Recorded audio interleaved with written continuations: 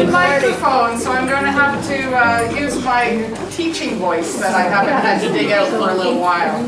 They don't let me speak for any more than 2 minutes at a time, is what I'm going to say.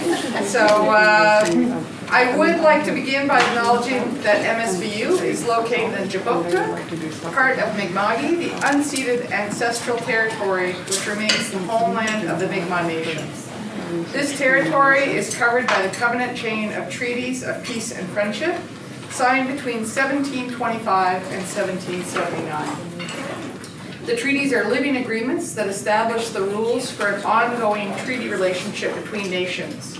We pay respect to the knowledge embedded in the Mi'kmaq custodians of the land and waters and to the elders past, present, and future. And as always, I'd like to talk about what that land acknowledgement means for me. And for me, it means, in a role like this, removing systemic barriers which exist within people entering our institution and succeeding once they're here. I want to welcome you all to this beautiful day, and it says it's in my notes, it's probably rainy. My comms people were a little off on that one. You may have noticed that MSVU is celebrating a bit of an anniversary this year, our 150th. Thank you. We're founded in 1873 when women, well, and we say this all the time, not just because of today, when women were barred from voting and not viewed as persons by the government. And that is one of the main reasons that why we are in existence today, and we continue to lead with that mission for the advancement of women. We began with a vision to make education accessible and started with providing opportunities for women and girls when few others saw the importance, which is very telling as to why that we are here today. The Maquette that you passed by on the way here celebrates the famous five. And if you haven't done so, I encourage you to get a picture with yourself in front of the Maquette. 5 women who advocated for women and challenged the status quo to enable change for generations of women. For 150 years, we have been challenging the status quo by opening doors to higher education that have otherwise remained closed. As we mark our sequessential, they put that in there just to test my ability to say it. If you are a TikTok fan of the Mount Mentors, there's actually a video of people trying to say that word. I did not get into the TikTok because I was not able to say it correctly. And they got fed up with me and went on to the next one. It seems fitting. It just came off my lips this time. I was surprised actually. It seems fitting that the famous 5 Maquette should visit our campus as we finish out our 150 years. And I want to thank everyone, I'm sure it's in my notes here, thank everyone involved. Francis has been very patient with us. I indicated this event was supposed to happen on October 18th for obvious reasons. However, we have a small visitor to our city that day, Michelle Obama. You may have heard of her, that she's coming. So we appreciate Francis's ability to meet our schedule. It wasn't until 1929 that women were considered persons due to advocacy of the famous 5. Women we are gathered here today to honor for their determination, something Frances Wright, CEO and co-founder of Famous 5 Foundation, will attest to. And I welcome her to the podium.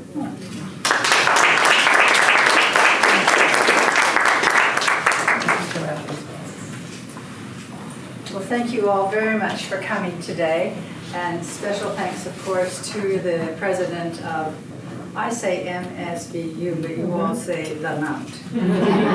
So I will try to do that as well. But it has been a pleasure working with your staff, and hopefully when Michelle Obama takes the stage on our special day, October 18th, she will start by saying, "I'm so glad to be in Halifax on Persons Day." Or the audience will call out to her, "Glad you're here on Persons Day." So thank you all very much for coming today. It's wonderful to have such a cross-section here. I'm particularly partial to women who are serving as city councilors, as MLAs, as MPs. I wonder if all the elected women would please stand up so we can say thank you very much. This is fabulous.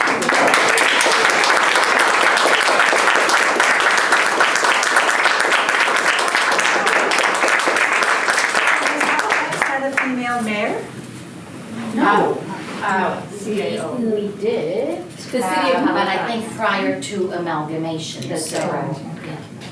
So obviously, there's more work to be done in the recognizing of the contributions and the leadership of women. And I'm very lucky that almost 25 years ago, a friend said to me, let's do something to celebrate the famous five, Francis, as we come to the end of a decade, a century, and millennium. So this was 1995. And quite frankly, I said to her, okay, so I know Nellie McClung was responsible for getting the breakthrough for women to have the right to vote and to run for office. But what did the others do? And I'm lucky my friend Nancy Miller was so patient, because she could have said, why haven't you read my book? And when you know about each one of them, and I'm just going to give you a short thumbnail sketch of them. The leader, of course, was Emily Murphy. And Emily was the first female to be a judge in the British Empire. And when she was a judge, she became incredibly concerned about the increase in crime and also in the use of narcotics. And she wrote to all the judges and police chiefs across North America and got their statistics about who was bringing in the judge, who was bringing in the drugs, who was selling the drugs, who was charged with drugs. We now know, of course, it was very biased information. That if little white Johnny was caught with drugs, he was simply reprimanded, sent to school, sent to his mother. Everybody else, though, was charged because they were different. And Emily truly believed that Canada should be a white country and should be governed, the whole world should be governed by white, Protestant, English people. So if you're not one of those, like I'm not, well, I'm one of those anyway, you were not to have your hands on power. But once she got her goals of having women elected and running for office, she supported women from all kinds of backgrounds.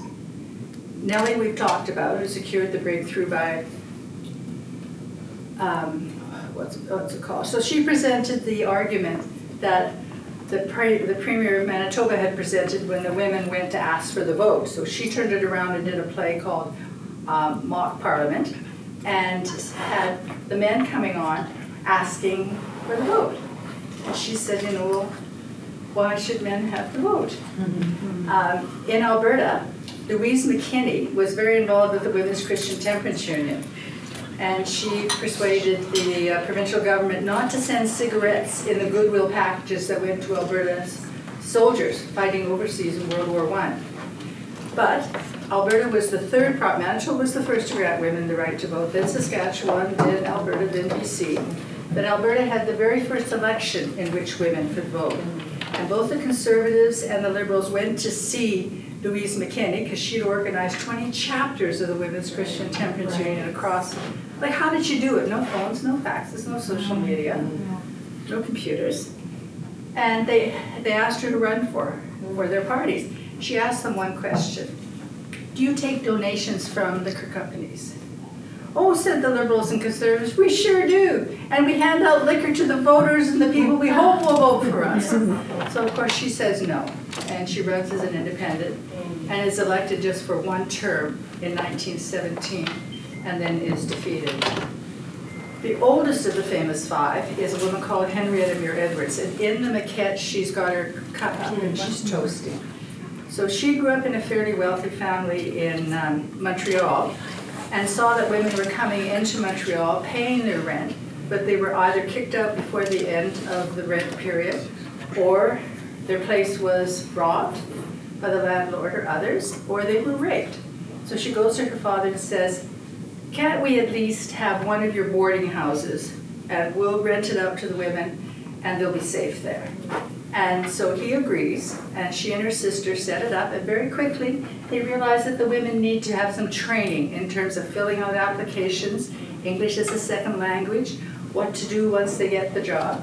And it's generally considered that she and her sister started the prototype for the YWCA in Canada. Sorry. I'm chinooking, as we say. And then she looks around and she sees that people are sick. And she said, can't we at least get nurses to go and help these people? And so she starts the VON, the Victorian Order of Nurses.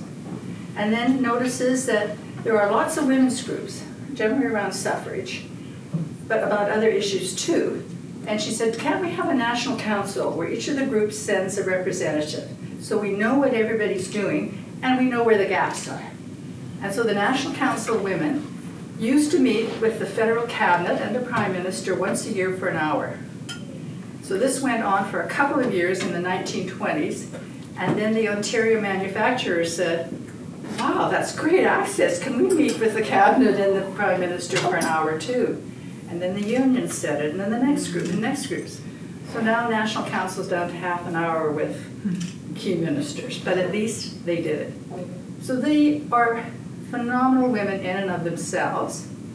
The last one is Irene Parlby, who came to Canada at age 26. It's shocking that she wasn't married by then. Her father was a Conservative MP, and Irene was quite independent and had gone a little further in schooling too. She was interested in a meaningful life. Her father gets invited to Alberta, but can't go because he's serving as an MP. But Irene said, can't I go? So she comes to central Alberta and stays for a month or so, and just before she's due to leave, a farmer from the neighboring farm comes over, and he's a former Oxford scholar in Latin, and he and his brother had come to Alberta, and he's Walter Parlby. And so we say their eyes met, their hearts pounded, and Irene became a Canadian and very involved with the United Farmers of Alberta. And in fact, the women could not belong to the United Farmers of Alberta.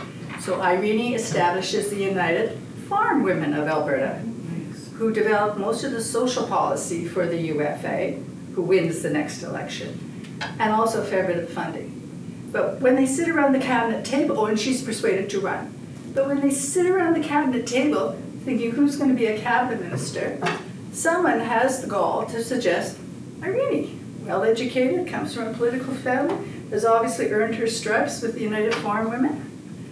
And the argument is no. We've never had a female cabinet minister before. Why would we do it now? Secondly, politics is tough, and women cry. And we don't want a representative of our government crying in public. The other thing about women is they're tremendous communicators. And so are they going to tell people stuff they shouldn't tell before it's formally announced? But the last objection was the fact that for a week every month, women are insane. Very emotional, can't be rational, don't process information very well, so no way. So Irene gets appointed as the minister without portfolio. But she goes to see the Minister of Health and says to him, rural Alberta needs help. They need medical attention. Can't we at least send out medical clinics?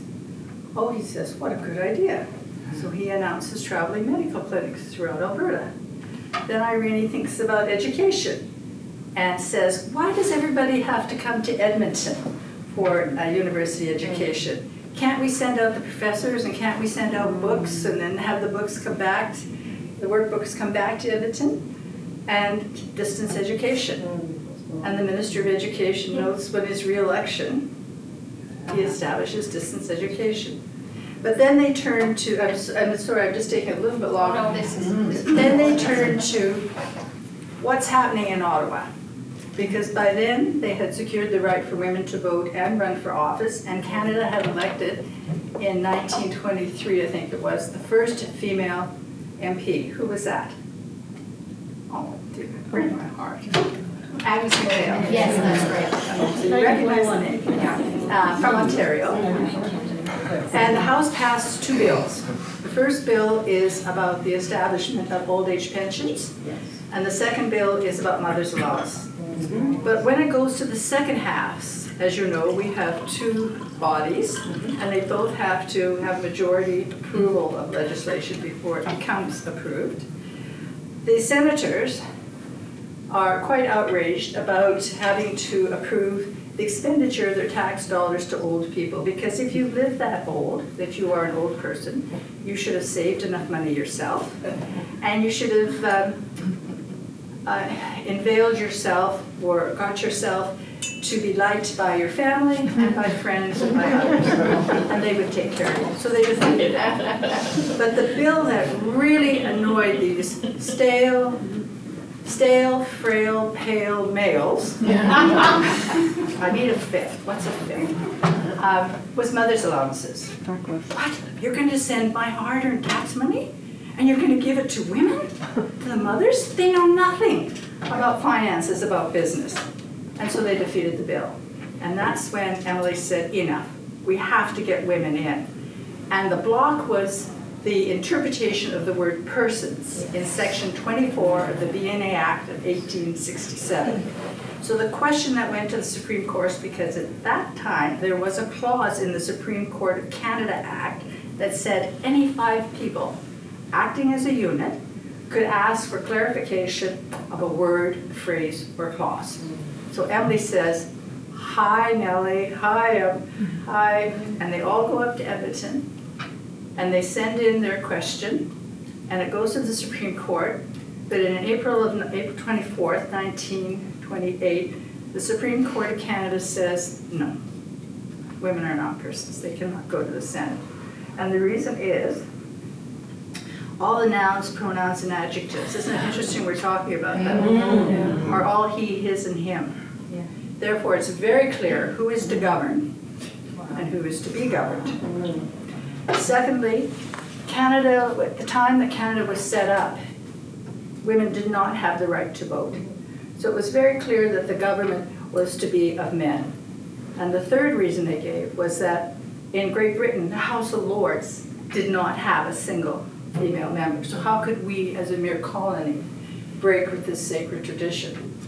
But luckily, in 1928, the Supreme Court of Canada was supreme in name only.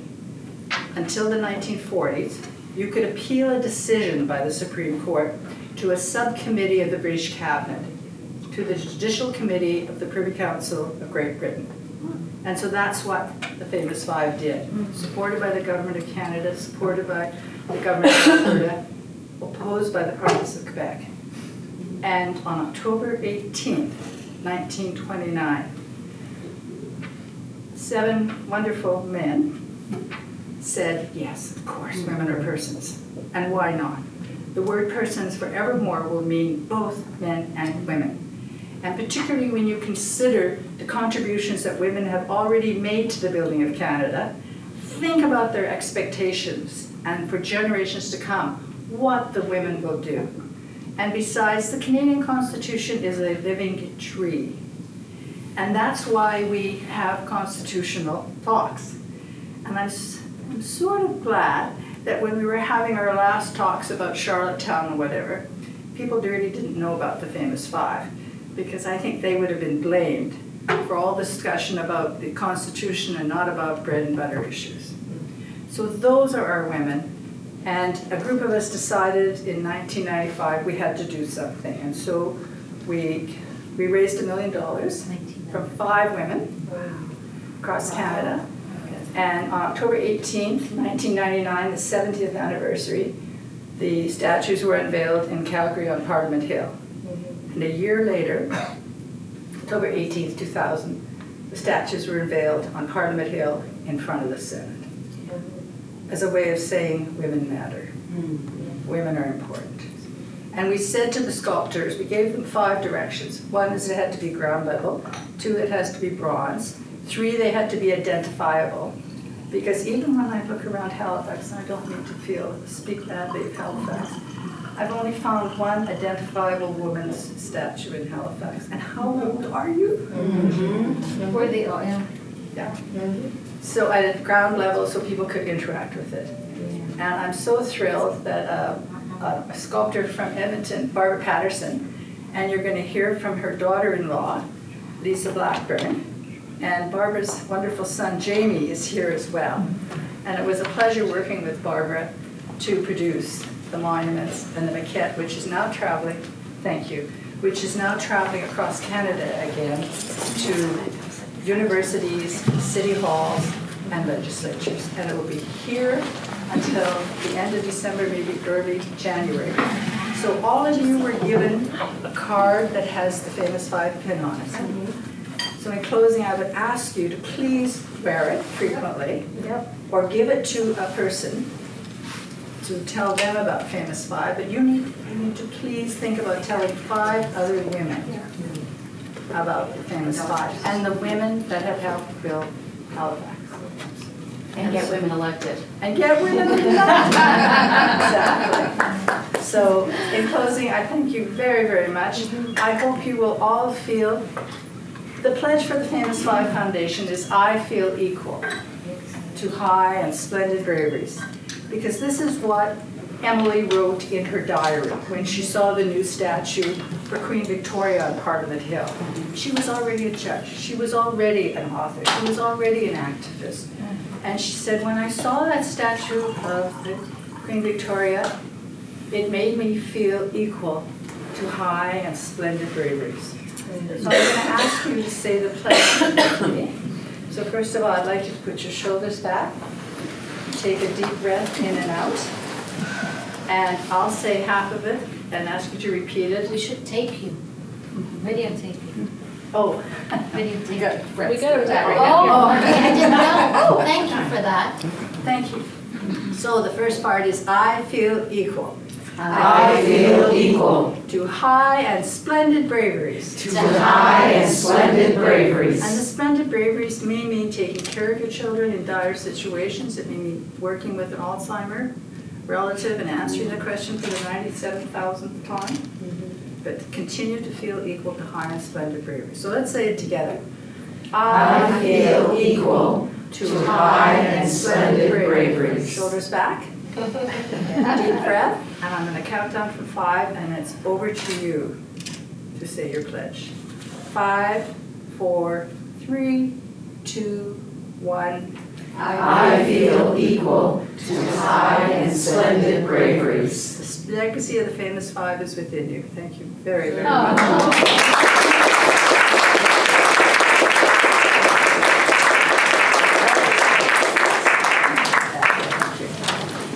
Well, it's very hard to follow that. Luckily, I don't have to. Fantastic. I would like to thank Francis for helping us identify the female identified officials in the room. We are very lucky to have many of you as actual MSVU alum and some who are honorary MSVU alum. I gave Lena her alumni pin and she wears I'm it wearing proudly. it, see that? And I also want to thank you that we can always count on the elected female officials to support us when we're in need here at the Mount. And we have much to thank for the progress that we've made within the province of Nova Scotia for all of what you are doing. And you heard the call out to get the next female elected mayor. Maybe 1 or 2 of you may take us up on that call in the room. Next, I want to welcome the Honourable Twila Grosse, a groundbreaker in her own right. As many of you know, Twila was recently elected to the Nova Scotia House of Assembly as the first Black Canadian member of the Progressive Conservative Association of Nova Scotia. She is, I would say, a very proud alum, very proud alum of the Mount, and we are very honored to welcome her back to campus, and I welcome her up to say a few words.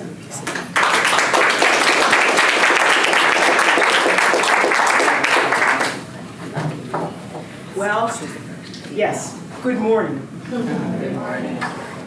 Feels good to be back here at home at Mount St. Vincent University. Woohoo! Yay! A place where I graduated from 40 years ago in 1983.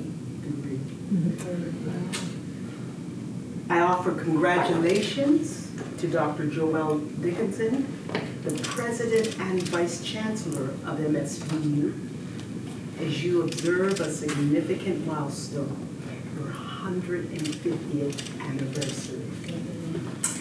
This building that we are in today, which is the E.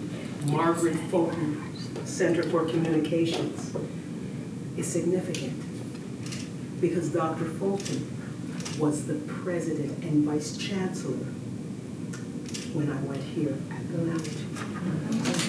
And I can recall her in the mornings because I stayed on residence in Vincent Hall, and I can recall Dr. Fulton. She would always be jogging in the morning. Hello, how you doing? How's your day? So this is great to be back home. I just want to tell you that when I went to the Met and I graduated in 1983, it was the first graduating class for the public relations degree program, which was the only program of its kind in Canada. So the Mount has a special place in my heart and a lot of history. In doing my research to determine which university I would go to, I chose the Mount. And the Mount chose me because it gave me a nice scholarship. I chose the Mount, and the reason I chose the Mount was because they were dedicated to the education, the advanced education of women. And I hold it dearly. My two sisters went and graduated from the Mount. My sister-in-law, my niece, so there's a huge family connection with this wonderful university, and look at it today. Well, I don't know if I can outdo you, Francis, and thank you for that wonderful, wonderful overview. I was doing some research and I was reading up about you and your dedication to this, the famous Five Foundation. So thank you. Thank you. Well, it's an honor to be here at the famous Five Maquette National Leadership Tour welcome event. The legacy of the famous Five is not only a testament to the tenacity and resilience of Canadian women, but also a very timely reminder of the importance of representation in politics and policy making.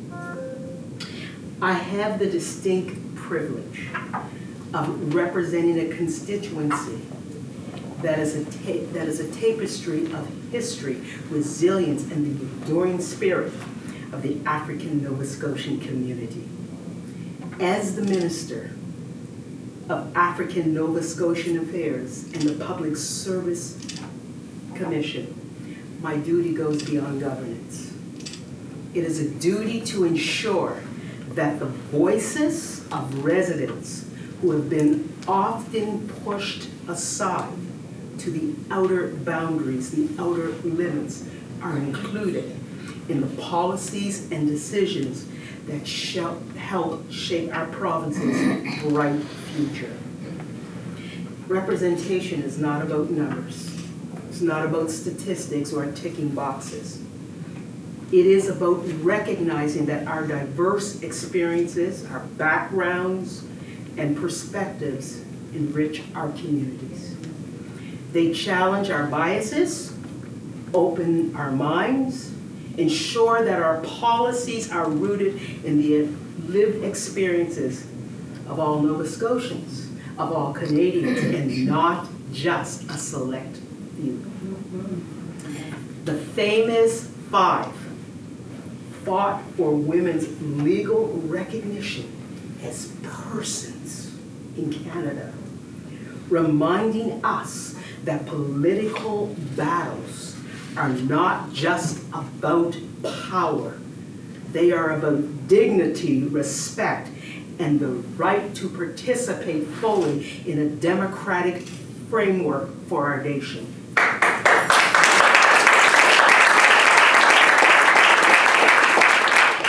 Today, as we are surrounded by the inspiring maquette of these formidable women, we are reminded of the battles fought and the challenges that still exist and need addressing.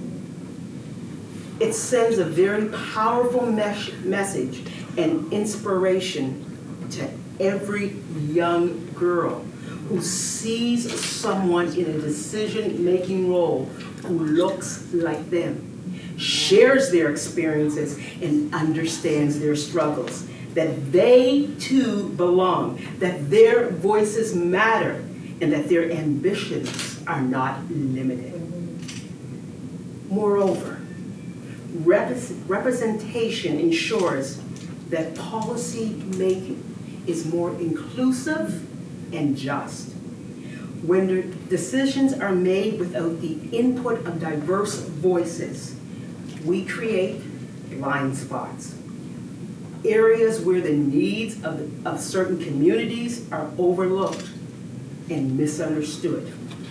To build a truly inclusive society, we need all hands on deck, voices from all corners to steer our ship. As we strive to make our institutions more representative, we are challenging and changing the systemic barriers that prevent many from considering a career in politics or leadership.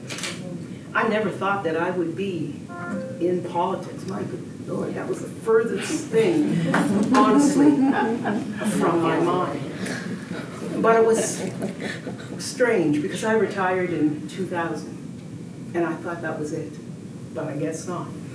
And when I got the call, to consider running in the by-election, it was whatever, and I spoke to my mom, and my mom's 88 years old. And I said to her, I said, so, Mom, what do you think? She goes, why not, Twila? This is your time, go for it. No resistance, just encouragement, encouragement, encouragement. It's so important that we invest in education, addressing economic disparities, and create supportive environments to all, especially for women and those in marginalized communities.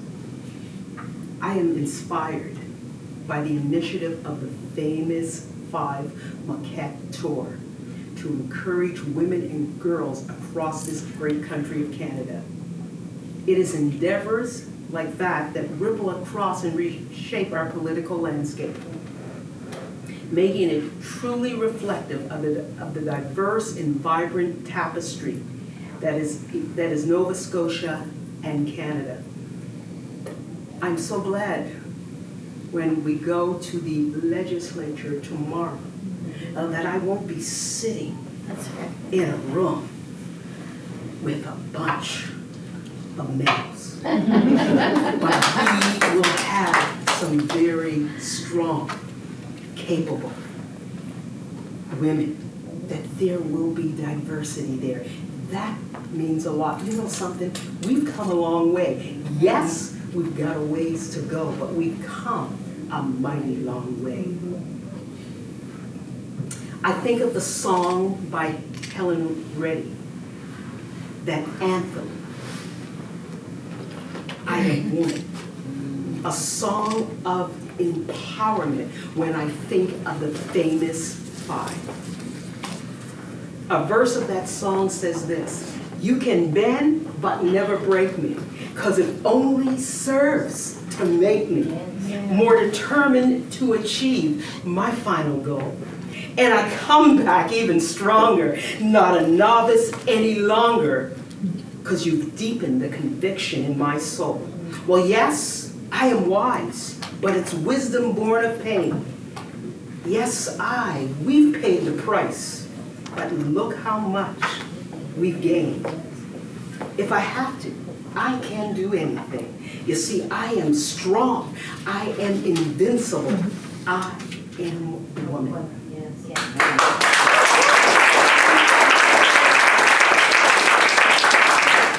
In closing, I extend my deepest and sincerest gratitude to the organizers for this initiative and to all of you for being here. Working hard, hand in hand, and together, we will ensure that every voice is heard towards a Canada where representation in politics and policy making is not an aspiration, but a realized reality. I thank you.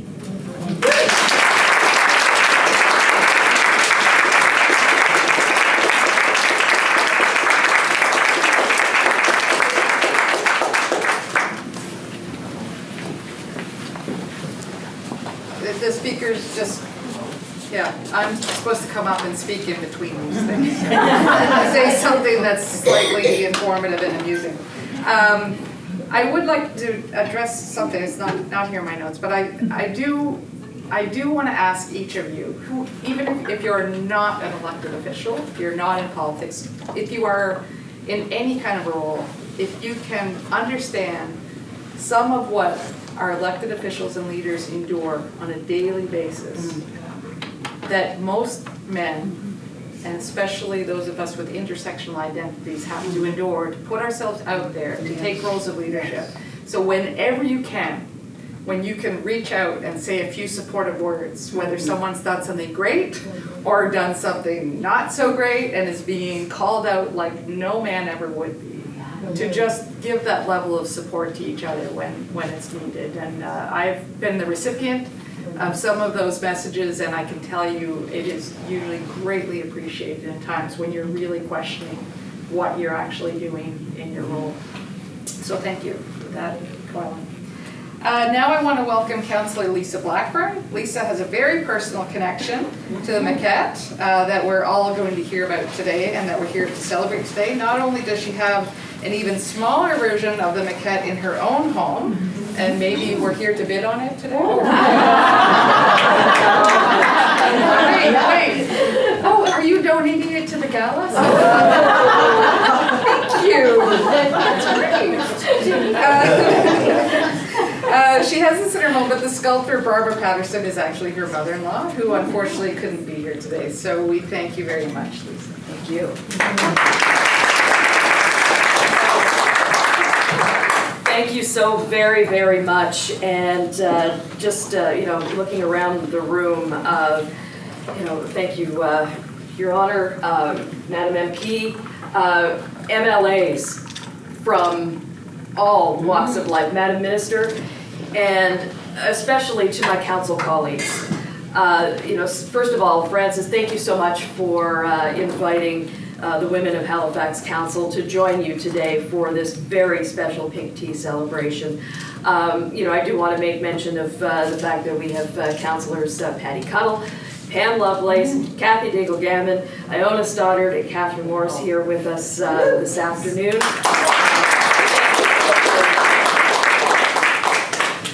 The Famous Five Foundation put it best when it said, "We know today's privileges are the results of yesterday's efforts."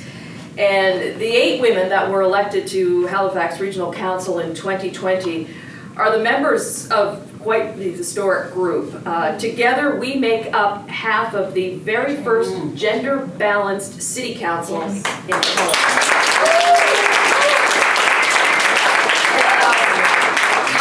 I've had the privilege of sitting on council both before and after gender parity, and I can confirm the change is noticeable. And how could it not be? I mean, as women, we process information differently, we communicate differently, and I dare say that we are a more empathetic council. As the Famous Five Foundation puts it, we are the new leaders and future leaders, and we're here to shape our nation.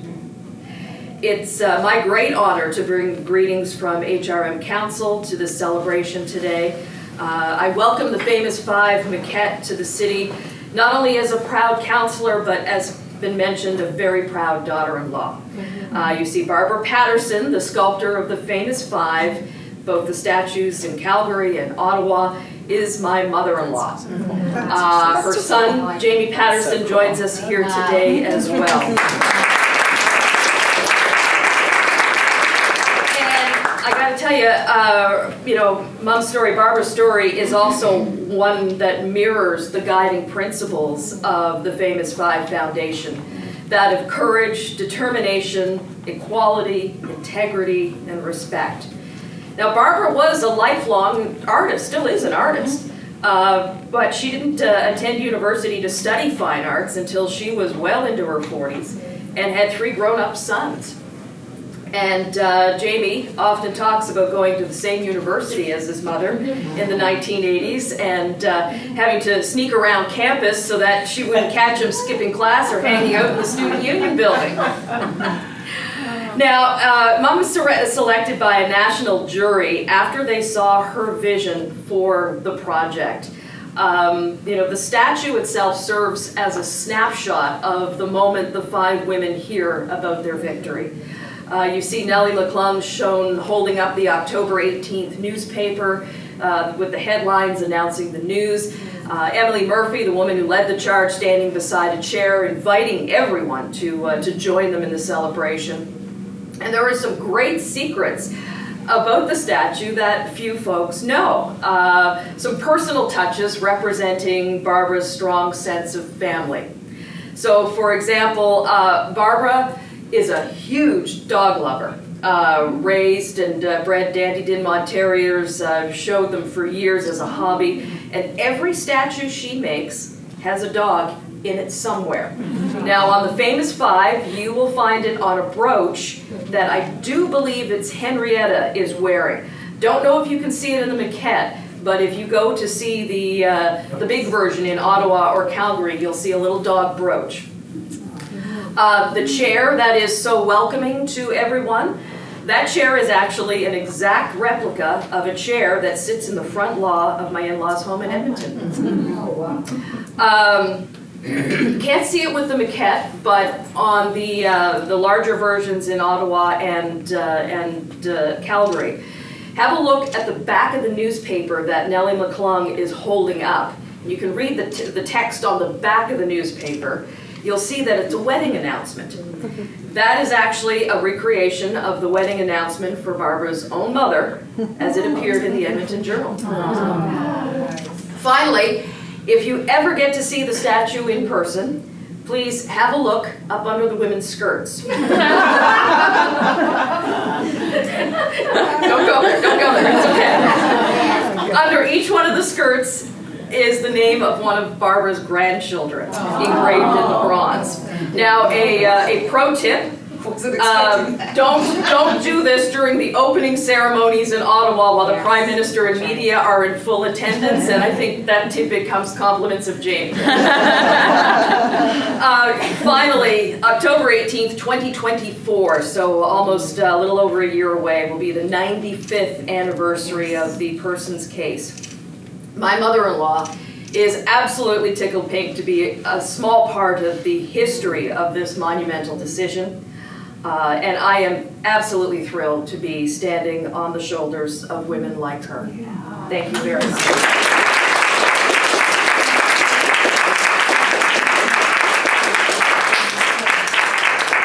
Thank you so very much. It says here closing remarks, and that's all it says. So instead of trying to make those remarks in a profound way, I'm going to put someone else on the spot to do so for me. So if MP Lena Metlege Diab would come forward and do, and then after Lena is finished, and Lena always has words, so that's why I'm asking her, I would ask all the elected officials in the room to gather, and we'll get a photo of all of you here. And I'm hoping that Lieutenant Governor Myra Freeman will join us for that photo as well. So thank you very much. And Lena, I will leave the closing remarks to you. No pressure. No pressure at all. Listen, what a privilege to have been here this morning. Whatever I say, I mean, words are not sufficient to describe how I feel. From number one, being welcomed to Mount St. Vincent University. I have said this many times, I'm not an alum, but I did take courses here when I was in university at St. Mary's in Dalhousie. We're not allowed to say those words. That's right, but I did take courses here in the summer, so back in the early 80s.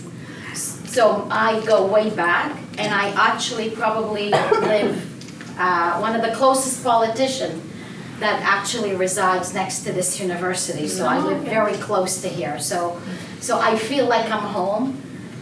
The current president, of course, met me before she even came to the university on her first day in Halifax, so she tells me. Explain that one, I don't know. Because you're everywhere, that's Yeah. But really this morning, where are you, our speaker? You are fabulous. The information and the knowledge that you have shared with us this morning is invaluable. And I'm so happy somebody was videotaping that, because I said to myself, I need that information. I will be making a statement in the House of Commons when we go back next week for the famous 5 and the person's case, and the fact that it came here to Mount St. Vincent Universities. For those that don't know, I've taken many pictures in front of the Senate of Canada with the famous 5s, with each and every lady. But I also happened to be in Calgary, and I was walking on the street after a conference, and there they were. I had no idea. And I did not know that they were only in 2 places in Canada. And so now we have them at the Mount, and what I said, I wish we could have a permanent one. And I know it's only $1 million. But, and thank you to your mother-in-law, to your mother. I know how much it takes to sculpture.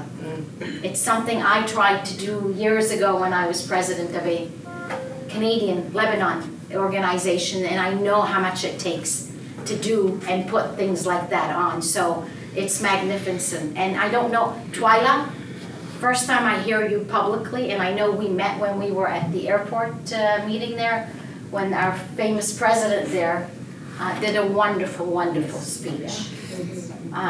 That was a learning experience that I think everybody should have an opportunity to listen. Oh, there's an opportunity on October 16th. But Twila, congratulations to you and to all the colleagues here from the provincial legislature, and I see Patricia Arab and Kelly Regan are also here. Best of luck as secretary tomorrow.